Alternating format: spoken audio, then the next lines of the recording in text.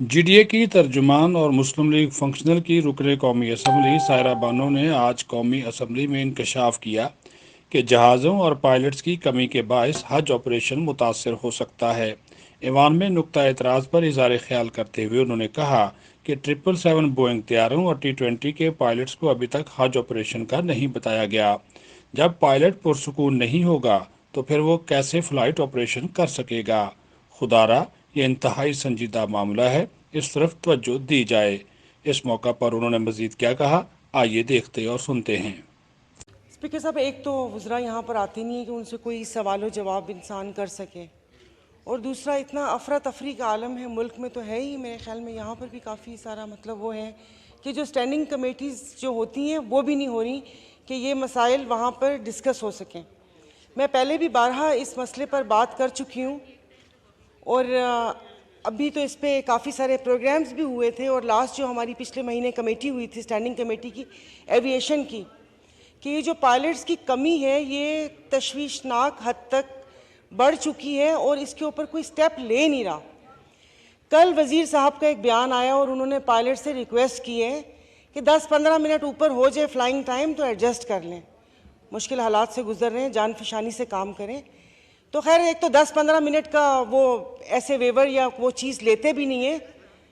Speaker صاحب آپ کی توجہ کہ یہ جو حادثات ہوتے ہیں نا، کہ جو آگے جو بندہ بیٹھا چلا رہا ہوتا ہے نا، جو مشین کو آپریٹ کر رہا ہوتا ہے، اس کے لیے یہاں سکون بہت ضروری ہے۔ یہاں پر سکون نہیں ہوگا تو پیچھے بیٹھے ہوئے جو 250 پیسنجر ہیں ان کی جان خطرے میں ہے۔ اور کل انہوں نے اس بات کا اعتراف کیا اپنی کانفرنس میں کہ جو ان کے اوپر ٹیکسز ہیں وہ 36 to 40% ہیں۔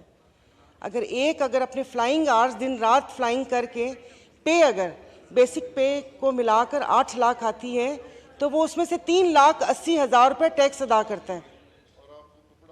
اسپیکر صاحب سن رہے ہیں آپ توجہ سے؟ آپ کی توجہ میں آپ چاہیے۔ کو سن رہا ہوں جی، آپ بولیں جی۔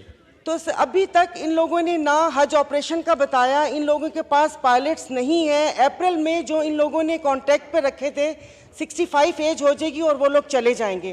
20 پائلٹس کا جو ریزگنیشن ہے وہ پائپ لائن میں ہے، جو کہ یہ دباؤ ڈال کر ان کو ریلیز نہیں کر رہے، اور 10-15 ویسے ہی جا چکے ہیں۔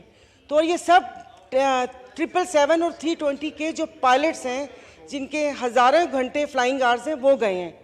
تو ان کے پاس پائلٹس نہیں ہوں گے، اور ان کی آپ کام نہیں کرنا، دماغ زیادہ چلانا ہے۔ تو جو فلائٹ آپریشن ہے وہ 50% کر دیا ہے۔ آئے دن فلائٹس کینسل کرتے ہیں، اور کرو ویدر یہ وہ ایسے بہانے مارے کر کے وہ فلائٹ کینسل کر دیتے ہیں۔ تو ایک ہماری نیشنل ایئر لائن ہے، فلیگ کیریئر ہے، تو اس کا کیا کرنا ہے؟ نہیں سنبھل رہی تو پھر پرائیویٹائزیشن کا ہے، آپ اس کو وہ کر کے جو پھر ہم نے کندھوں پہ بوجھ کیوں اٹھایا ہوا ہے؟ کیوں عوام کے ٹیکسز کا پیسہ وہاں پر وہ کیا ہوا ہے؟ اور میں نے یہاں پر بھی پہلے کہا تھا کہ ایک سیکرٹری ریٹائر ہوتے ہیں، اس کے بعد وہ ایک پوسٹ کریٹ کرتے ہیں، اور وہاں پر جا کر ان کی کوئی 18-19 لاکھ روپے تنخواہ۔ تو مجھے بتائیں کہ ایک تو 10 لوگ بیٹھے ہوئے گھر ہی بھیج دیں، بیٹھے ہوئے ہم 3-4 جن لوگوں نے باتیں کرنی ہیں، تو پلیز اس کے اوپر بات وہ کر لیں۔ جی ملک تو بٹھا دیا، اور تسی کہہ رہے میں بھی بیجا۔ جی چلیں ٹھیک ہے، بس یہ ہے کہ میں بار بار اس کو وہ کہتے ہیں، لیکن بس یہاں پر آ کے یہی سمجھ آتی ہے کہ یہاں پر نکار خانے میں طوطی کی آواز کون سنتا ہے۔ لیکن یہ جو آگے حج آپریشن ہے یہ بہت مشکل ہو جائے گا، پھر اس کے اوپر بہانے بازی کہ میرا روزہ ہے، 99 ناموں کے نیچے کھڑا ہوں، یہ کر کے پھر جھوٹے بیان یہاں پر آ کر نہ سنائیں۔ تو خدا را کوئی رحم کر لیں۔